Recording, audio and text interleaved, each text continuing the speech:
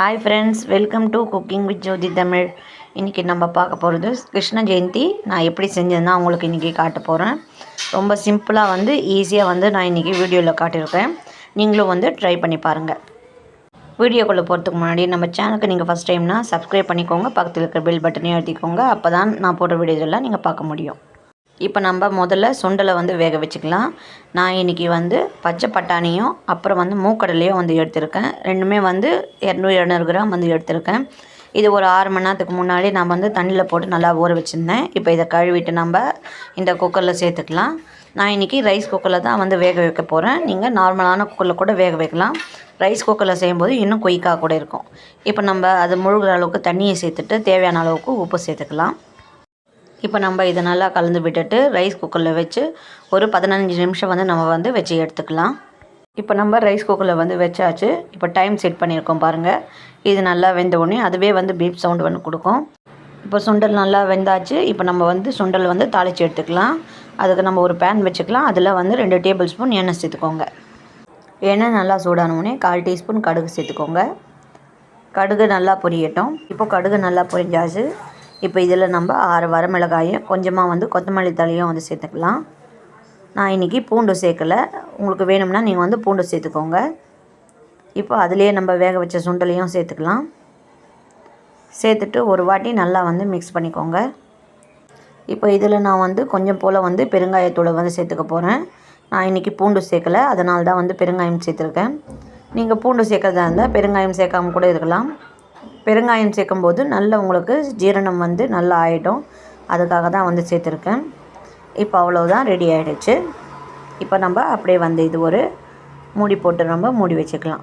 அடுத்தது நம்ம கேசரி சிம்பிளாக எப்படி செய்யுதுன்னு பார்க்க போகிறோம். இப்போது கேசரி செய்யறதுக்கு நம்ம அடுப்பு மேலே ஒரு பேன் வச்சுக்கலாம். அதில் 1/4 கப் அளவுக்கு நெய் சேர்த்துக்கோங்க. நெய் நல்லா சூடான உடனே முந்திரி பருப்பு, திராட்சை, ஏலக்காயும் சேர்த்துக்கோங்க. சேர்த்துட்டு நல்லா பொன்னிறமாக ஆகிற வரைக்கும் நல்லா மிக்ஸ் பண்ணி விட்டுக்கலாம்.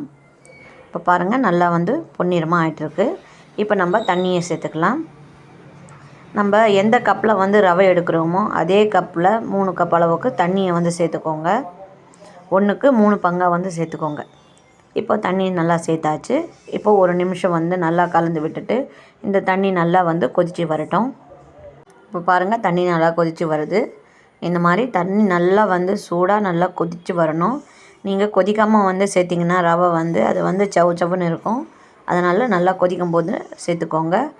ரவையை டக்குன்னு கொட்டிடுங்க. கொஞ்சம் கொஞ்சமாக பரவலாக கொட்டிடுங்க. கொட்டிட்டு நல்லா மிக்ஸ் பண்ணி விட்டுக்கோங்க, கட்டி இல்லாமல். நல்லா கலந்து விட்டுட்டு இப்போ நம்ம கொஞ்சமாக ஃபுட் கலர், கேசரி கலரை சேர்த்துக்கலாம். உங்களுக்கு வேணாம்னா இதுக்கு ஸ்கிப் பண்ணிக்கலாம். நான் இன்றைக்கி சேர்த்துக்கிறேன். சேர்த்துட்டு நல்லா கட்டி இல்லாமல் நல்லா மிக்ஸ் பண்ணிக்கோங்க. இப்போ ஓரளவுக்கு நல்லா கட்டி இல்லாமல் இருக்குது. இப்போ நம்ம சர்க்கரையை சேர்த்துக்கலாம். எந்த கப்பில் ரவை எடுத்தோமோ அதே கப்லேயே நம்ம சரிசமமாக சர்க்கரை சேர்த்துக்கிட்டால் மீடியமாக இருக்கும்.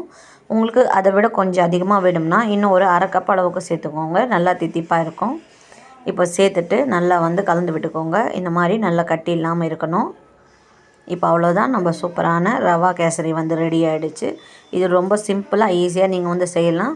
சாமிக்கு படைக்கும் போது நீங்கள் ரொம்ப கஷ்டப்படவே வேண்டியதில்லை. ரொம்ப ஈஸியாகவே செஞ்சிடலாம். இப்போ அவ்வளோதான், ரெடி ஆகிடுச்சு. இப்போ நம்ம ஸ்டவ் ஆஃப் பண்ணிக்கலாம். பாருங்கள், ரவா கேசரி எவ்வளோ சாஃப்டாக இருக்குதுன்னு. நல்லா சூடாக சாப்பிடும்போது இன்னமும் நல்லா சாஃப்டாக இருக்கும். இந்த மாதிரி நம்ம கரண்டிலேருந்து எடுத்து போடும்போது நல்லா வழுவழுன்னு இருக்குதுன்னு பாருங்கள். கரெக்டான பதமாக இருக்குது. கண்டிப்பாக நீங்களும் ட்ரை பண்ணி பாருங்கள். இப்போ நம்ம சாமிக்கு படைக்கிறதுக்கு எடுத்து வச்சுக்கலாம். இப்போ நம்ம ஒரு தொன்னையில் சுண்டல் எடுத்து வச்சுக்கலாம். அப்புறம் நம்ம ரெடி பண்ணி வச்சுருக்கிற கேசரியும் எடுத்து வச்சுக்கலாம். இப்போ நம்ம ரெண்டுமே ரெடி பண்ணி ஆயிடுச்சு. அது கூடவே நான் சில பலகாரங்களை எல்லாம் எடுத்து வச்சுருக்கிறேன். பாருங்கள், நம்ம கிருஷ்ணருக்கு ரொம்ப பிடிச்ச பலகாரங்கள். அதுக்கப்புறம் எள்ளு உருண்டை, சுண்டல், கஜுருக்காய் எடுத்து வச்சுருக்கேன். முறுக்கு வகைகள் எடுத்து வச்சுருக்கேன். சீடை எல்லாமே இருக்குன்னு பாருங்கள். இது கூடவே கண்ணனுக்கு ரொம்ப பிடிச்ச அவலும் நாட்டு சர்க்கரையும் எடுத்து வச்சுருக்கேன். கூடவே நம்ம நெய், தயிர், பால், மோர், வெண்ணெயும் வச்சுருக்கேன். இப்போ நம்ம எவ்வளோ சிம்பிளாக செஞ்சுருக்கோம் பாருங்கள். இப்போ நம்ம பூஜை செஞ்சுக்கலாம். பாருங்கள், எவ்வளோ அழகான கிருஷ்ணன், கண்ணன் இருக்கிறாங்கன்னு. இன்றைக்கி நான் வந்து இந்த சிம்பிளான வந்து கிருஷ்ண ஜெயந்தி பூஜையை வந்து உங்களுக்கு வந்து செஞ்சு காட்டியிருக்கிறேன். கண்டிப்பாக உங்களுக்கும் வந்து பிடிச்சிருக்கோன்னு நினைக்கிறேன். இன்னும் ஒரு நல்ல வீடியோவில் சந்திக்கலாம். தேங்க்யூ, பாய்.